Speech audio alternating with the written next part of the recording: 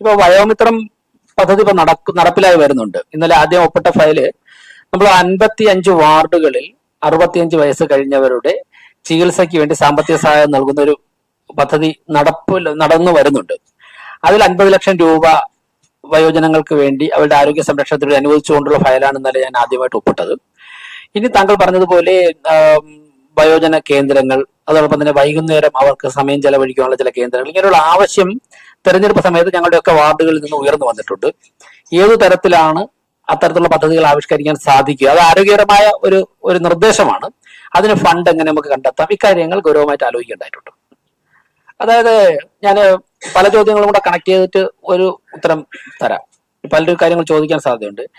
ഞങ്ങൾ തെരഞ്ഞെടുപ്പ് പ്രചരണ സമയത്ത് തന്നെ പറഞ്ഞിരുന്നല്ലോ, ഒരു വ്യക്തിയുടെ ദൈനംദിന ജീവിതത്തിൽ ഏറ്റവും കൂടുതൽ ഇടപെടാൻ സാധിക്കുന്ന ഒരു പ്രസ്ഥാനമാണ് തദ്ദേശ സ്വയംഭരണ സ്ഥാപനം.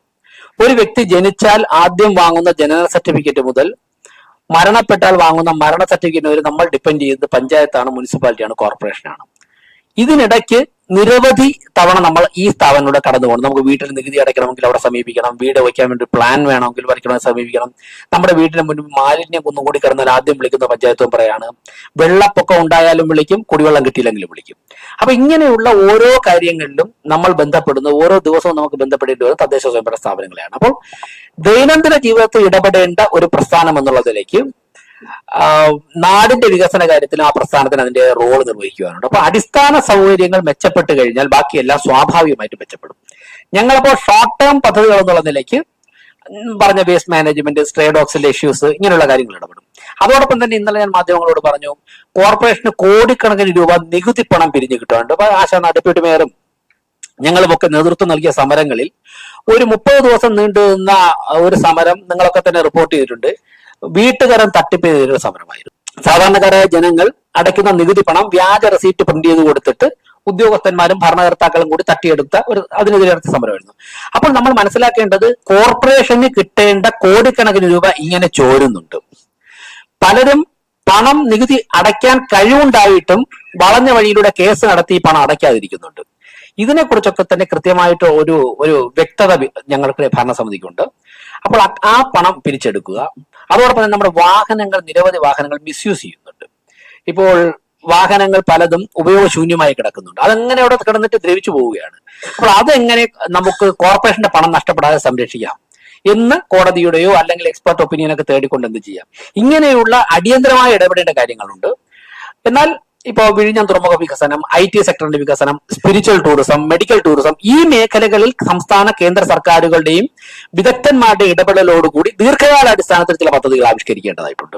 അപ്പോൾ അങ്ങനെ സൈമൾട്ടേനിയസ്ലി ഈ എല്ലാ പ്രോസസ്സും മുന്നോട്ട് പോയി കഴിഞ്ഞാൽ 5 വർഷം കൊണ്ട് ഞങ്ങൾ മുന്നോട്ട് വെച്ച കോൺസെപ്റ്റിലേക്ക്, അതായത് 2030 ആകുമ്പോഴേക്കും ഇന്ത്യയിലെ ഏറ്റവും വികസനം എത്തിയ 3 നഗരങ്ങളിലൊന്നായി തിരുവനന്തപുരത്തെ മാറ്റാൻ സാധിക്കും.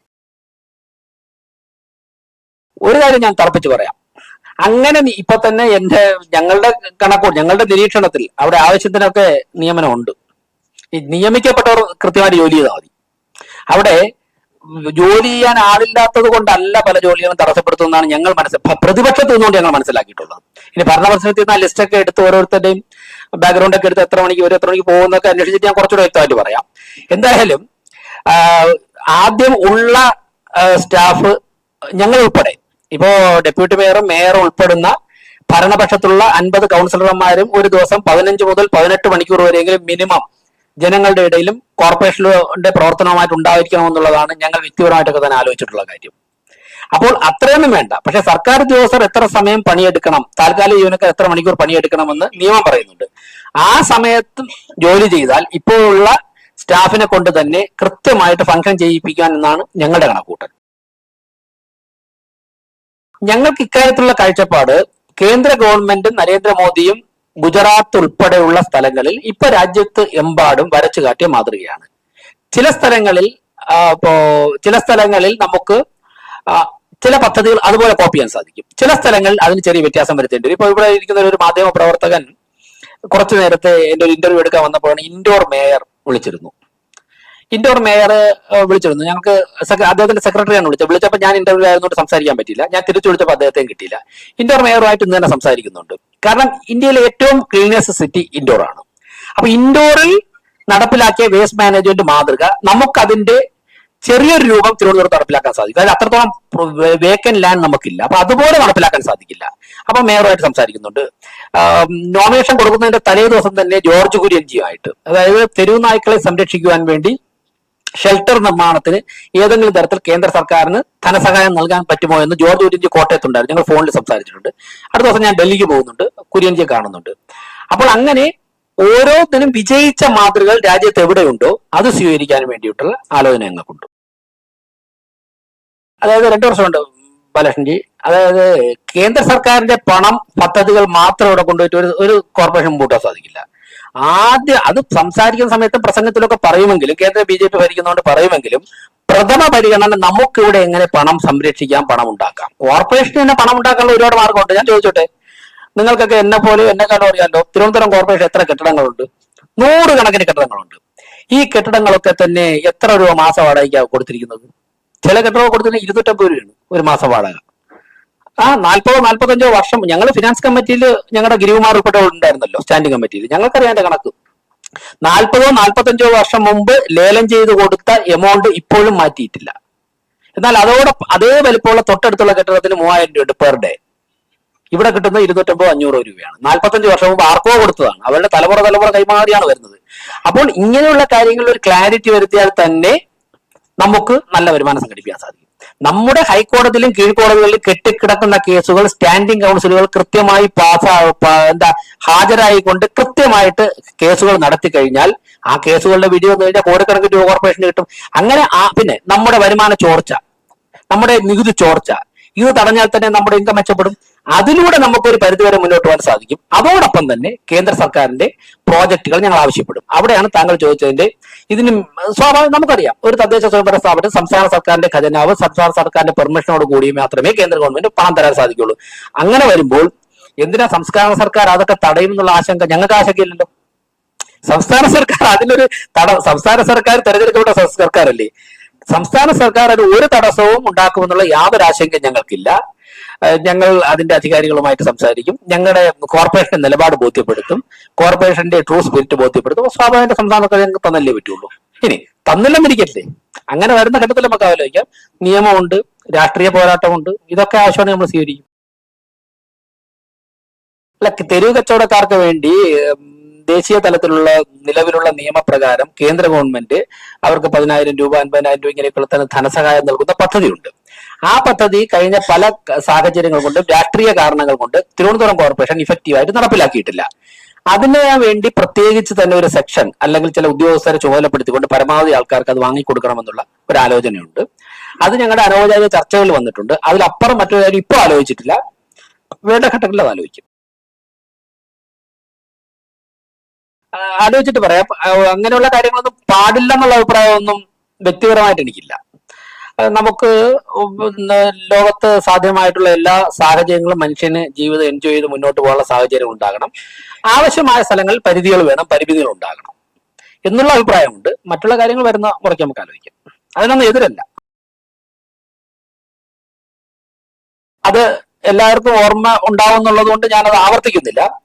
അത് തന്നെയാണ് അതിന് ഇപ്പോൾ നിലവിലുള്ള നിയമങ്ങൾക്കകത്തുന്നതുകൊണ്ട് ഏറ്റവും നല്ല മാർഗം. സുപ്രീം കോടതിയുടെ കൂടെ വെർഡിക്റ്റ് വന്നതുകൊണ്ട് ഷെൽട്ടറിൽ പാർപ്പിക്കുക എന്നുള്ളത് തന്നെയാണ്. അപ്പൊ അതിന് നമ്മുടെ ഒരു പ്രശ്നം വരുന്നത്, നമുക്ക് ഇപ്പൊ ഞങ്ങൾ രാഷ്ട്രീയക്കാരാണ്, സ്വാഭാവികമായിട്ട് വെറ്റിനറി ഡോക്ടർമാരുമായിട്ട് സംസാരിക്കേണ്ടതായിട്ടുണ്ട്, മറ്റുള്ള എക്സ്പെർട്ടുകളുമായിട്ട് സംസാരിക്കേണ്ടതായിട്ടുണ്ട്. എവിടെയാണ് നമുക്ക് ഇതിലിപ്പോ ഒരു തെരുവുനായ ഷെൽട്ടർ നമുക്ക് ഒറ്റ ദിവസം കൊണ്ട് ഓടിച്ചു ചെയ്യാൻ പറ്റില്ലല്ലോ. ആ പ്രദേശത്തെ സ്ഥലം കണ്ടെത്തണം. അങ്ങനെയുള്ള കാര്യങ്ങൾ പരിഹരിക്കുന്നതോടുകൂടി ഇതൊരു സൊല്യൂഷനിലേക്ക് എത്തും. നിലവിലുള്ള സാഹചര്യത്തിൽ അത് തന്നെയാണ് ഏറ്റവും. ഇപ്പൊ ഒരു 8,000-9,000 തെരുവ് നായ്ക്കൾ തിരുവനന്തപുരത്ത് ആകെ ഉണ്ടാവുമെന്നാണ് ഏറെക്കുറവുള്ള കണക്ക്. കൂടാൻ കുറയാം.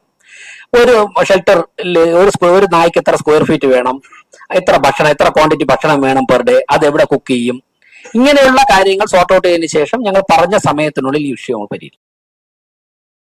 അതായത് എനിക്ക് തോന്നുന്നു ഈ ചോദ്യം വളരെ റെലവെന്റ് ആയിട്ടുള്ള, എനിക്ക് ഉത്തരം പറയാൻ കിട്ടിയ ഒരു അവസരമായിട്ട് തന്നെ എടുക്കുന്നത്. കാരണം നിങ്ങൾ മാധ്യമപ്രവർത്തകർക്ക് ഇപ്പോ ഞങ്ങളൊരു ഭരണസമിതിക്ക് ചെയ്യുന്നതിനേക്കാൾ കൂടുതൽ മാധ്യമപ്രവർത്തകർക്ക് ഇക്കാര്യത്തിൽ സമൂഹത്തിന് കോൺട്രിബ്യൂട്ട് ചെയ്യാൻ സാധിക്കും. എനിക്ക് പറയാൻ കാരണം, നിങ്ങളോടൊപ്പം ഉള്ള ഡൽഹിയിൽ ജോലി ചെയ്തിട്ടുള്ള ഒരു മാധ്യമപ്രവർത്തകനുമായിട്ട് ഞാൻ കഴിഞ്ഞ ദിവസം സംസാരിച്ചു. അപ്പോൾ അദ്ദേഹം കേരളത്തിലാണ്. സംസാരിച്ചപ്പോ ഞാൻ ചോദിച്ചു എന്താ തിരുവനന്തപുരത്ത് എത്തിയിട്ടുള്ളത് ചോദിച്ചു. അപ്പൊ അദ്ദേഹത്തിന്റെ ഭാര്യയും മാധ്യമ പ്രവർത്തകയാണ്, ഇപ്പൊ കേരളത്തിലാണ്. അദ്ദേഹം പറഞ്ഞു അദ്ദേഹത്തിന്റെ കുഞ്ഞ് ആ സമയത്ത് അവിടെ ഉണ്ടായിരുന്നു, ഒരു 4 വയസ്സൊക്കെ ആയിട്ടുള്ളൂ. കുട്ടികൾക്ക് ഡൽഹിയിൽ താമസിക്കാൻ നിർവാഹമില്ല, കാരണം 5 വയസ്സിന് മുമ്പുള്ള കുഞ്ഞുങ്ങളൊക്കെ ആണെങ്കിൽ ശ്വാസകോശ പ്രശ്നങ്ങൾ ഉണ്ടാകുന്നു പൊല്യൂഷൻ കാരണം. അതുകൊണ്ടാണ് ഞങ്ങളെ കുട്ടിയുടെ ആരോഗ്യത്തിന് വേണ്ടി അച്ഛനും അമ്മയും ഡൽഹിയിൽ നിന്ന് ട്രിവാൻഡ്രത്തേക്ക് സെറ്റിൽ ചെയ്യുകയാണ് അവർ. ഇത് നേരിട്ടൊരു 8-10 ദിവസത്തിനകത്ത് എനിക്കുണ്ടായ അനുഭവമാണ്. ഡൽഹി നമുക്ക് ചിന്തിക്കാൻ നിർവാഹമില്ലാത്ത തരത്തിലേക്ക് പൊല്യൂട്ടഡ് ആണ്. സെയിം നമ്മൾ വളരെ ശ്രദ്ധിച്ചില്ലെങ്കിൽ തിരുവനന്തപുരത്ത് യാതൊരു സംശയവും വേണ്ട, ഡൽഹിയേക്കാൾ വേഗത്തിൽ ഇത് വ്യാപിക്കും എന്നുള്ള കാര്യത്തിൽ യാതൊരു സംശയവും വേണ്ട. ഇത് പരിഹരിക്കുവാൻ വേണ്ടിയാണ് 2070 ആകുമ്പോഴേക്കും ടോട്ടലി കാർബൺ ന്യൂട്രാലിറ്റിയിലേക്ക് എത്തണമെന്നുള്ള ലക്ഷ്യം വെച്ചുകൊണ്ടാണ് നരേന്ദ്രമോദി ഗവൺമെന്റ് തിരുവനന്തപുരത്ത് പരമാവധി ഇലക്ട്രിക് ബസ്സുകൾ അനുവദിച്ചത്. പക്ഷേ ദൗർഭാഗ്യകരമെന്ന് പറയട്ടെ, തിരുവനന്തപുരത്ത് അനുവദിച്ച ഇലക്ട്രിക് ബസ്സുകൾ പലതും അദ്ദേഹം പറഞ്ഞതുപോലെ ഇടുക്കിയിലും കട്ടപ്പനയിലാണ് ഓടുന്നത്. ഒടുവിൽ ഞങ്ങളൊക്കെ ഉൾപ്പെടെയുള്ള കൗൺസിലർമാർ ഇടുക്കിയിലും കട്ടപ്പനയിലും നെയ്യാറ്റിൻകരയിൽ പോയി ബസ് തടയുമെന്ന് വാർത്ത കൊടുത്തപ്പോഴാണ് ചില ബസ്സുകൾ പിൻവലിച്ചത്. ഇപ്പോഴും ഞാൻ മനസ്സിലാക്കുന്നത് ആറ്റിങ്ങൽ, വെഞ്ഞാറമൂടൊക്കെ ഈ ഇലക്ട്രിക് ബസ്സുകൾ ഓടുന്നുണ്ട്. അപ്പോൾ 2 കാര്യങ്ങളാണ് പരിശോധിക്കേണ്ടത്. ഒന്ന്, അന്വേഷിച്ചപ്പോൾ അറിയുന്നത് ഈ ഇലക്ട്രിക് ബസ്സുകൾ സിറ്റിയിൽ മാത്രം ഓടിക്കഴിഞ്ഞാൽ അത് അവർക്ക് സിറ്റിയിൽ പരമാവധി ബസ്സുകൾ ഓടിച്ചു, ഇനി സിറ്റിയിലേക്ക് വരേണ്ട ആൾക്കാരെ ആറ്റിങ്ങൽ, നെയ്യാറ്റിൻകര, നെടുമങ്ങാടത്തൊക്കെ കൊണ്ടുവരാൻ വേണ്ടിയാണ് അങ്ങോട്ട് വിട്ടിരിക്കുന്നതെന്നാണ് അനൌദ്യോഗികമായ ഉദ്യോഗസ്ഥൻ എന്നോട് പറഞ്ഞത്. പരിശോധിക്കണം. ഇപ്പൊ സിറ്റിയിലേക്ക് ആൾക്കാർക്ക് വരാൻ വേണ്ടി കൂടുതൽ സൗകര്യം ഉണ്ടാക്കാൻ വേണ്ടിയാണ് ചെയ്യുന്നതെങ്കിൽ നമുക്കത് എങ്ങനെയാണ് ചർച്ച ചെയ്യേണ്ടതാണ്. എനിവേ, തിരുവനന്തപുരം സിറ്റിക്കുള്ളിൽ പരമാവധി മലിനീകരണം കുറയ്ക്കുവാൻ ആവശ്യമുള്ള നിയമ നടപടി സ്വീകരിക്കും. ആ ബസ്സുകളുടെ സാഹചര്യം പരിശോധിക്കും. എന്താണ് സാഹചര്യം പരിശോധിച്ചിട്ട് ആവശ്യമാണെന്നുണ്ടെങ്കിൽ എല്ലാം തന്നെ തിരിച്ചു വിളിക്കുന്ന തീരുമാനമെടുക്കും.